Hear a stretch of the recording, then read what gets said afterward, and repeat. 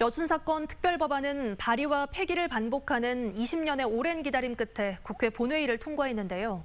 정치권과 유족, 시민단체가 하나 돼 이뤄낸 위대한 성과입니다.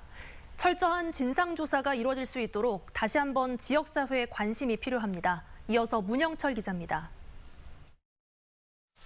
여순 사건의 진상규명을 위한 특별법안은 16대 국회인 지난 2001년 처음으로 발의됐다 상임위원회 문턱조차 넘지 못하고 폐기됐습니다.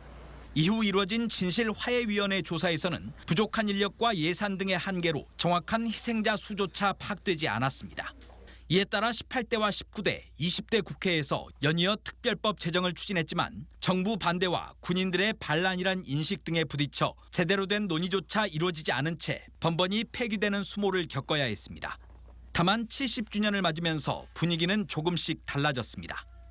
제주 4.3과 여순을 연장선의 역사로 끌고 가는 것이었죠. 이것이 이제 먹혀 들어가면서 이제 군대의 반란이라는 대신에 부당한 명령에 대한 거부, 이런 흐름 속에 180석의 거대 야당이 탄생한 21대 국회에서 다시 발의된 특별법안.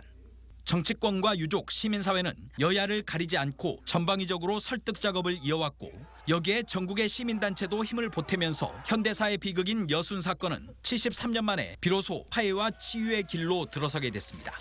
여순 사건 특별법 오늘 통과는 정말 모두의 함께한 승리라고 저는 생각합니다. 진상규명과 희생자들의 명예회복을 위한 기본적인 틀은 마련됐지만 모든 문제가 해결된 건 아닙니다. 법안 심사 과정에서 조사 기간이 3년에서 2년으로 줄어들었고 진상규명위원회에 상임위원을 두는 조항도 삭제돼 자칫 제대로 된 조사가 이루어지지 않을 수 있다는 우려도 적지 않습니다.